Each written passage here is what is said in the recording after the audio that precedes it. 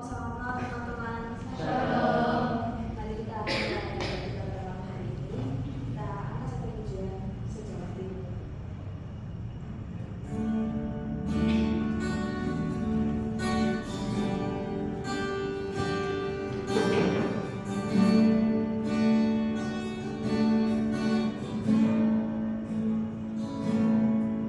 Sejauh timur dari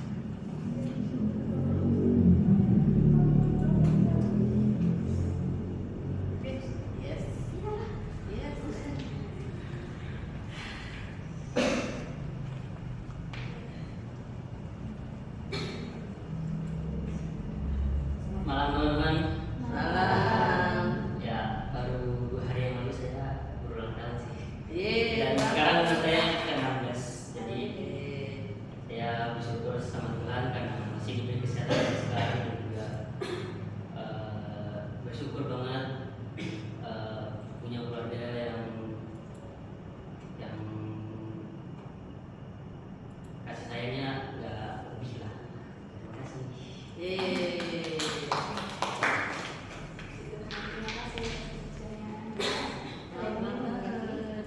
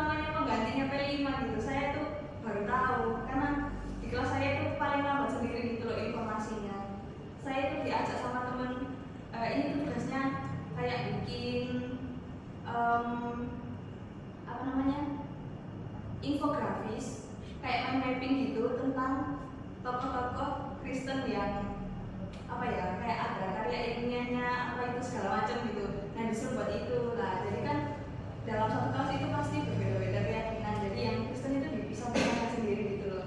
Nah akhirnya saya tuh dapat kelompok sama teman-teman saya yang Kristen yang lainnya ya. Saya sangat bersyukur sama Tuhan. Kalau di mana kan kita beda-beda kelas yang pasti jadwalnya itu beda-beda. Setiap kelas, setiap jurusan juga beda. Jadi kita apa ya, saling mencari ini jadwal yang sama gitu untuk kita bisa mengerjakan itu, karena kan butuh tugas kelompok, butuh bertemu, butuh apa ya, kayak mengerjakan yang di Manila itu. Jadi saya sangat bersyukur sama Tuhan kalau kelompok saya ini bisa kompak, sedangkan yang di kelas saya itu, di kelas yang lainnya itu kayak masih mereka itu belum tahu gitu loh tokohnya apa, tapi sudah membuat layout. Ya kalau misalnya itunya cukup buat tulis atau kalau enggak gimana gitu. Saya bersyukur sama Tuhan kalau bisa menyertai selama saya mengerjakan tugas ini. Terima kasih. Ada yang mau ngaji?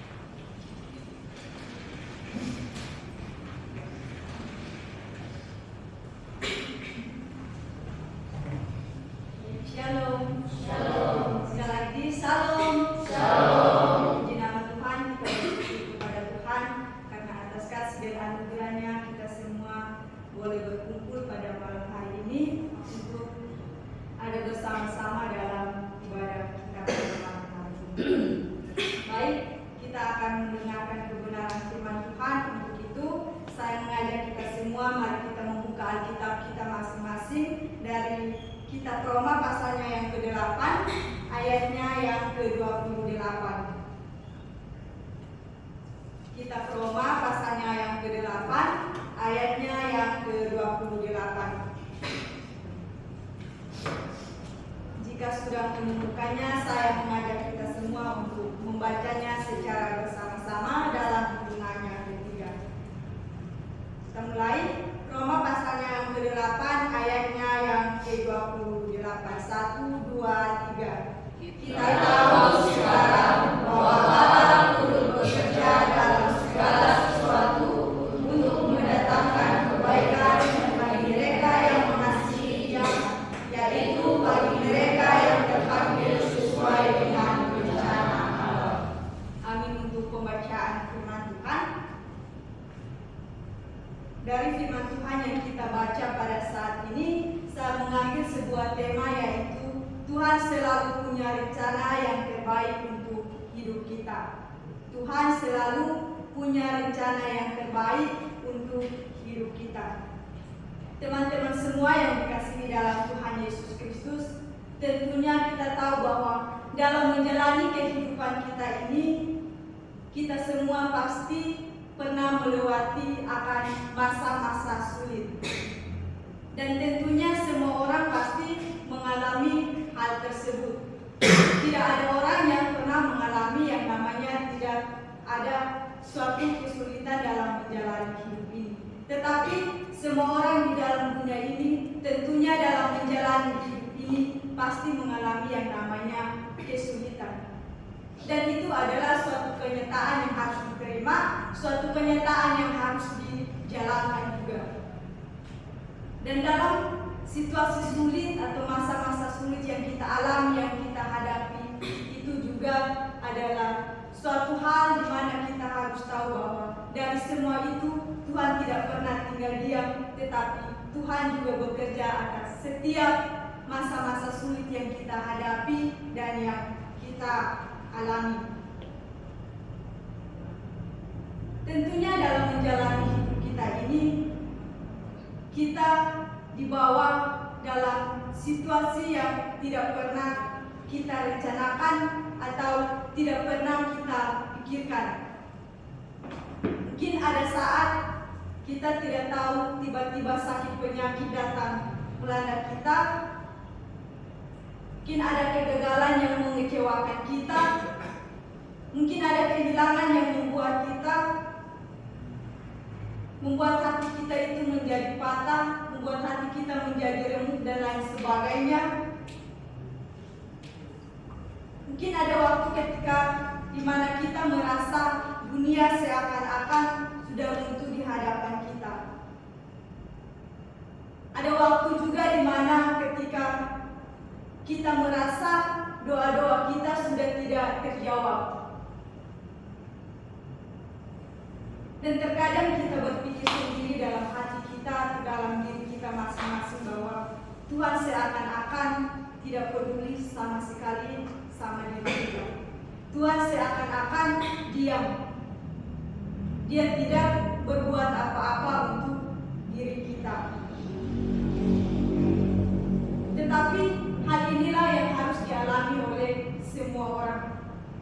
Bahkan orang percaya pun harus mengalami hal tersebut. Dan pasti ia akan bertanya dalam dirinya sendiri, mengapa Tuhan mengizinkan hal ini terjadi atas diri saya? Apakah Tuhan masih peduli dalam diri kita? Apakah Tuhan masih peduli akan setiap apa yang kita lakukan? Mungkin selama ini kita dapat melakukan segala hal yang menyenangkan hati Tuhan, tetapi kenapa masalah itu bisa saja datang melanda diri kita? Mungkin kita bertanya, mengapa Tuhan membiarkan hal ini harus terjadi kepada kita? Kenapa tidak kepada orang-orang yang selama ini tidak mau mendekatkan diri kepada Tuhan? Kenapa tidak kepada orang-orang yang selama ini berbuat jahat dan lain sebagainya? Tetapi kenapa harus kepada kita, setiap orang percaya yang sudah dimenangkan oleh Tuhan sendiri? Mungkin kita juga berpikir bahwa mengapa dalam keluarga kita harus menghadapi atau mengalami suatu pergumulan yang mungkin tidak pernah kita pikirkan. Mengapa kita tidak sama seperti orang lain yang hidupnya itu baik-baik saja? Mungkin mereka tidak mengalami suatu hal yang membuat mereka dapat berpikir bahwa kenapa harus ada masalah? Kenapa harus ada hal-hal kesulitan yang saya harus alami? Kenapa harus ada hal-hal kesulitan yang harus saya hadapi? Tetapi kita harus tahu bahwa tentunya setiap orang dalam menjalani hidup ini, entah dia itu orang yang percaya atau tidak, pasti ia mengalami yang namanya hal-hal yang sangat sulit. Ia pasti menghadapi yang namanya masalah. Ia pasti menghadapi yang namanya pergumulan hidup. Dan itu adalah suatu kenyataan yang harus diterima dan suatu kenyataan yang harus dijalankan.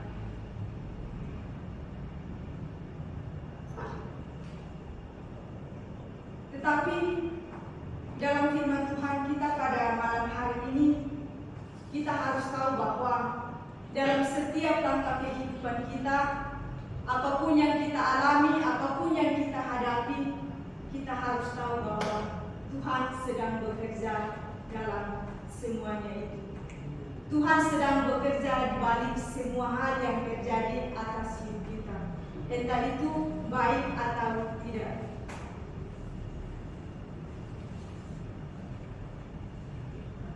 Dalam firman Tuhan ini akan menjadikan kita di mana firman Tuhan ini menjadi suatu tiang pengharapan yang kokoh bagi kita setiap orang percaya. Dan jika ketika kita bingung dalam menghadapi setiap situasi-situasi sulit yang kita alami, firman Tuhan pada malam hari ini dapat meneguhkan akan iman kita sebagai suatu janji bahwa di balik semua masalah pergumulan hidup, apapun yang kita alami, apapun yang kita hadapi, di situ Tuhan sedang bekerja. Dan di situ juga kita harus tahu bahwa di mana ada kepastian yang sangat luar biasa bahwa Allah turut bekerja dalam setiap hal yang terjadi dan Ia turut bekerja dalam hidup setiap orang percaya. Nah, teman-teman semua yang dikasihi dalam Tuhan Yesus Kristus, dalam bagian firman Tuhan yang kita renungkan pada malam hari ini, ada beberapa pesan penting yang dapat kita pelajari bahwa di dalam menjalani kehidupan kita ini, ketika kita menghadapi situasi yang sangat sulit, kondisi yang tidak memungkinkan dan lain sebagainya, Tuhan selalu punya rencana yang terbaik untuk hidup kita semua. Pesan yang pertama yaitu Tuhan bekerja dengan pasti. Jika kita lihat dalam ayat 28 bagian A yang telah kita baca tadi, di sana dikatakan bahwa kita tahu sekarang. Kita tahu sekarang. Nah, dalam bagian firman Tuhan ini, Rasul Paulus sendiri membukakan pernyataan ini dengan sangat kuat, yakni kata atau kalimat kita tahu. Rasul Paulus tidak berkata kita akan berharap atau semoga Tuhan akan bekerja dan lain sebagainya. Tetapi dalam bagian ini Rasul Paulus mengawalinya dengan pernyataan kita tahu. Itu berarti bahwa kita tahu bahwa dalam menghadapi akan apapun yang kita alami saat ini dalam menjalani hidup ini, kita harus yakin dan percaya, kita harus tahu bahwa Tuhan sedang turut bekerja atas segala sesuatu yang terjadi atas diri kita saat ini. Nah, kalimat kita tahu di sini artinya bahwa ini adalah suatu kepastian iman, di mana Tuhan tidak pernah diam, tetapi Dia selalu aktif dalam melakukan akan pekerjaannya atas setiap anak-anaknya. Tuhan selalu memperhatikan kita. Tuhan selalu ada bersama-sama dengan kita. Entah kita dalam waktu kesakitan, entah kita ada dalam waktu yang baik-baik saja, entah ketika kita mengalami masalah dan lain sebagainya, tetapi Tuhan selalu ada bersama-sama dengan kita. Tuhan selalu menyertai akan setiap langkah hidup kita. Dalam Mazmur pasalnya yang ke-121, ayatnya yang keempat.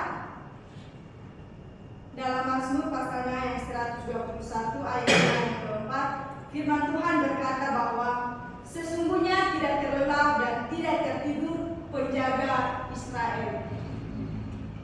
Artinya dalam firman Tuhan ini jelas sekali bahwa Allah tidak pernah terlelap atau tidak pernah tertidur. Tetapi Tuhan selalu mengawasi akan anak-anaknya. Tuhan selalu melihat apa yang sedang dilakukan oleh anak-anaknya. Dia tidak pernah tinggal diam dalam setiap apapun yang kita lakukan, dalam setiap apapun yang kita kerjakan saat ini. Dan dalam Filipi pasalnya yang pertama, ayatnya yang ke-6, di sana juga dikatakan bahwa akan hal ini aku yakin sepenuhnya, yaitu Ia yang memulai pekerjaan yang baik di antara kamu akan meneruskannya sampai pada akhirnya pada hari Kristus Yesus. Artinya bahwa Allah akan menyelesaikan apa yang Dia mulai dalam hidup kita, apa yang Tuhan rencanakan atas hidup kita, apa yang telah Ia rancangkan atas hidup kita. Dan semuanya itu Tuhan akan terus melakukannya, dan melakukannya. Jadi teman-teman sekalian, dalam menjalani kehidupan kita ini, jangan kita pernah berpikir ketika kita mengalami suatu masalah yang mungkin itu sangat kecil saja dan mungkin kita bisa menyelesaikannya sendiri, tetapi kita merasa seolah-olah kita tidak bisa berbuat apa-apa. Mungkin kita berpikir bahwa kenapa sih hal ini harus terjadi kepada saya? Kenapa tidak kepada orang lain saja? Tetapi kita harus tahu bahwa mungkin di balik semuanya itu ada maksud dan tujuan Tuhan atas hidup kita.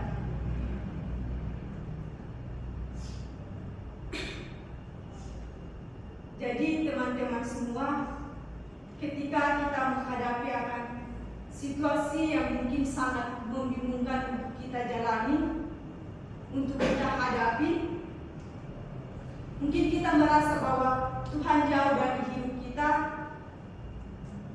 tetapi dalam firman Tuhan sendiri menegaskan dan menekankan bahwa Tuhan selalu bekerja atas hidup kita. Bahkan mungkin saat kita berada di titik yang paling terendah, tetapi di situ Tuhan masih menguatkan kita, Tuhan masih bekerja atas diri kita. Jadi bagi setiap orang percaya, tidak ada yang tak mungkin bagi Tuhan. Jadi kita jangan berpikir bahwa segala sesuatu yang kita alami mungkin itu sangat berat bagi kita, mungkin sangat sakit untuk kita jalani. Tapi kita harus tahu bahwa di balik semua yang kita alami itu Tuhan sedang bekerja. Dan semua sudah ada dalam rencana dan rencana Tuhan sendiri. Oleh karena itu, mari kita sebagai orang percaya, ketika kita tidak mengerti akan rencana Tuhan, tetapi dengan iman yang kuat, dengan iman yang kokoh, kita harus tetap yakin dan percaya kepada pribadi Tuhan sendiri. Karena apa? Karena kita tidak pernah jalan sendiri. Sebab Tuhan sendiri yang memegang hidup kita dari awal sampai akhir. Pesan yang kedua yaitu Tuhan bekerja melalui segala sesuatu untuk kebaikan. Tuhan bekerja melalui segala sesuatu untuk kebaikan. Dalam ayatnya yang ke-28 bagian B di sana dikatakan bahwa Allah turut bekerja dalam segala sesuatu untuk mendatangkan kebaikan. Bahwa Allah turut bekerja dalam segala sesuatu untuk mendatangkan kebaikan. Kalimat segala sesuatu berarti bahwa mencakup akan segala hal, mencakup akan semua hal. Entah itu hal yang baik atau buruk, sukacita atau dukacita, keberhasilan atau kegagalan, mungkin hal yang sangat mudah kita jalani maupun yang sangat sulit. Tetapi dalam hal ini kita harus tahu bahwa tidak ada satupun peristiwa dalam hidup setiap orang percaya yang tidak bisa dipakai oleh Tuhan.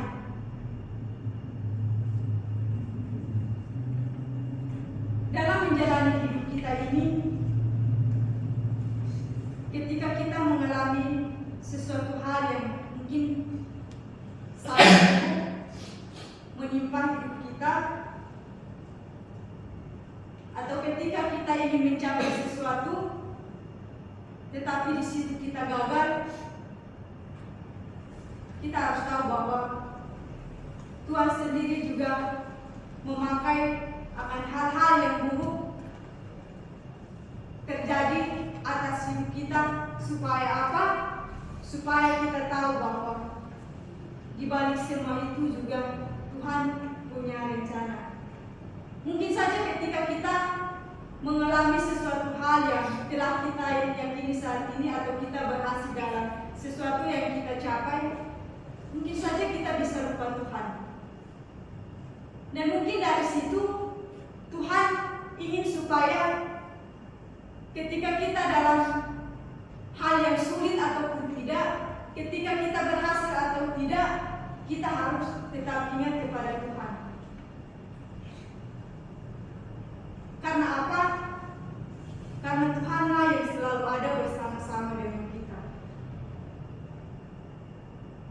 Mungkin apa yang kita capai itu berhasil, itu bukan hanya jerih payah kita sendiri juga, tetapi itu semua juga karena Tuhan sendiri. Dalam Kejadian pasalnya yang ke-50 ayatnya yang ke-20, di situ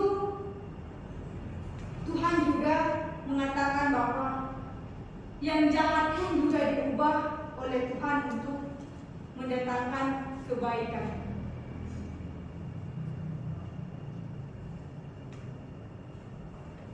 Jadi dalam segala hal yang mungkin tidak bisa kita pikirkan, mungkin kita telah melakukan hal-hal yang jahat, tetapi kita harus tahu bahwa suatu saat pasti Tuhan pasti akan mengubah kita. Dan mungkin saat ini orang-orang yang ada di luar sana yang belum percaya kepada Tuhan, suatu saat pasti Tuhan akan mengubah kembali akan hidup mereka. Atau mungkin dulu kita ini orang yang belum mengenal Tuhan, atau mungkin kita pergi ke ibadah hanya sebagai kewajiban atau formalitas saja. Tetapi jika saat ini kita sudah benar-benar dengan hati kita yang sungguh-sungguh datang kepada Tuhan, kita telah lebih lagi belajar kebenaran firman Tuhan, situ kita harus tahu bahwa Tuhan sedang bekerja atas diri kita dan Tuhan telah mengubah hidup kita.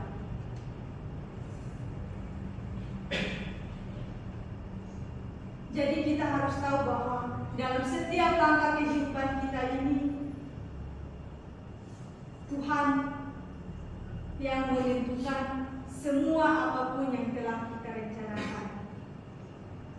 Dan dalam Amsal pasalnya yang ke-16 ayatnya yang ke-9, di situ sangat jelas sekali dikatakan bahwa Tuhan sendiri yang menentukan akan langkah hidup kita.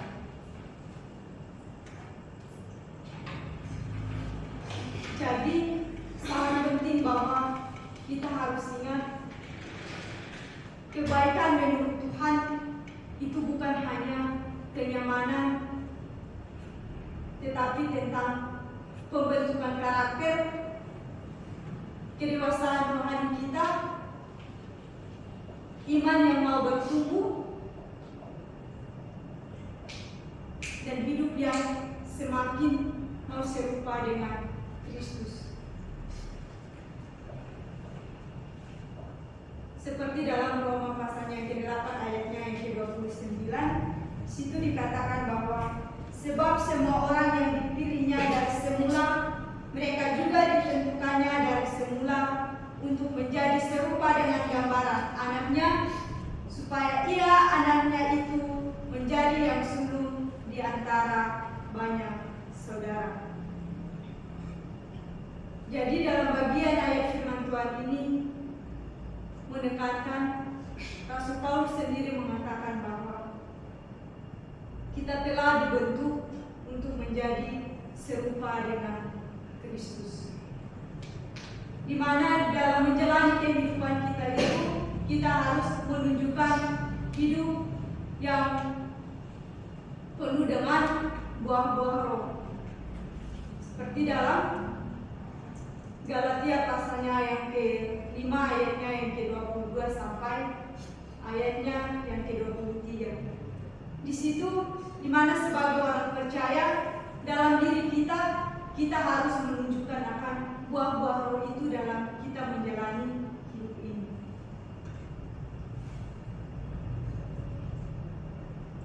Jadi mungkin dalam hidup kita ini kita seringkali hanya melihat apa yang membuat kita itu merasa nyaman, membuat kita itu tidak terbebani. Tetapi kita harus tahu bahwa Tuhan melihat masa depan kita. Mungkin masalah yang kita alami atau kita hadapi saat ini itu bisa saja dipakai oleh Tuhan untuk apa? Untuk dapat mempersiapkan kita, dapat membentuk kita, dan mungkin dapat melindungi kita dari hal-hal yang tidak kita ketahui.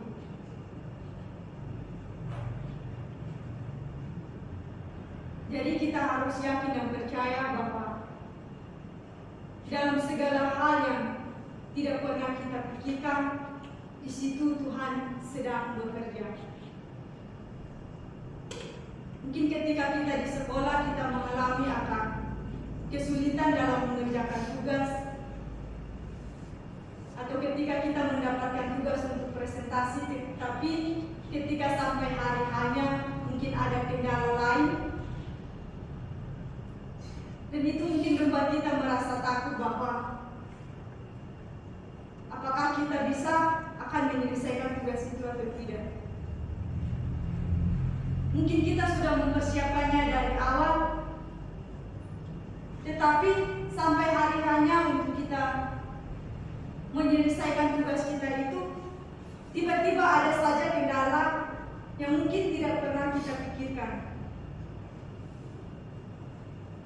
Tetapi di balik semua itu, ketika situasi yang kita alami saat itu tiba-tiba bisa diatasi, itu bukan kekuatan atau kemampuan kita, tetapi itu semua karena Tuhan.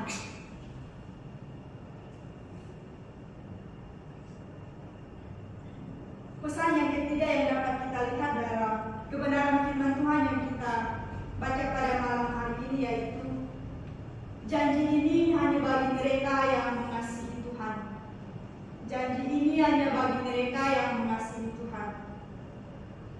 Kita dapat lihat dalam ayatnya yang ke-28 dalam bagian yang terakhir di sana dikatakan bahwa Allah juga turut bekerja dalam segala sesuatu untuk mendatangkan kebaikan bagi mereka yang mengasihi Dia, yaitu bagi mereka yang terpanggil sesuai dengan rencana Allah.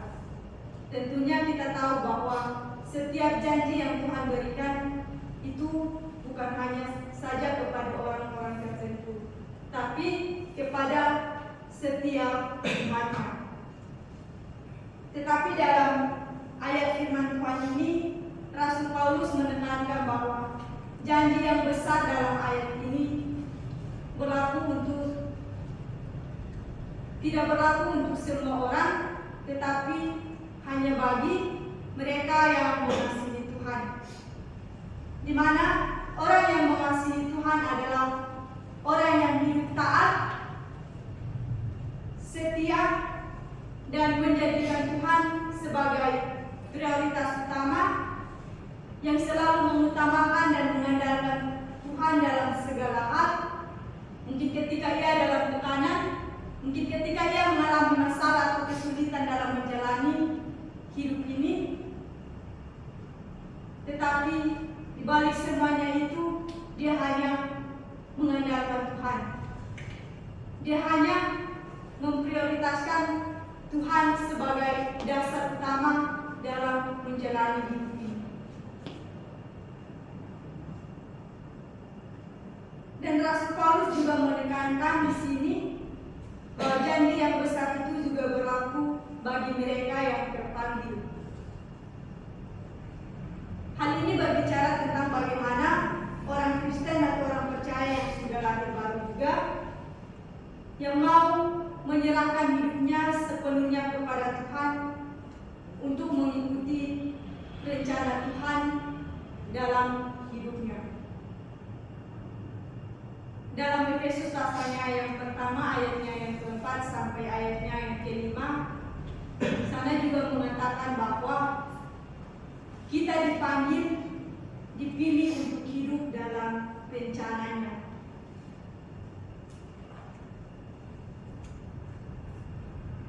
Artinya bahwa janji ini adalah hak istimewa bagi anak-anak Allah. Hanya mereka yang mau berjalan bersama dengan Tuhan dapat mengalami penyertaan dan karyanya secara penuh.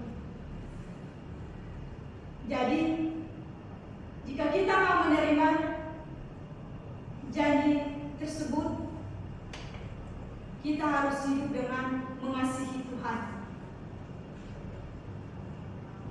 Bukan hanya sekedar mengenal Tuhan, tetapi kita harus menunjukkan buah-buah roh itu dalam kehidupan kita.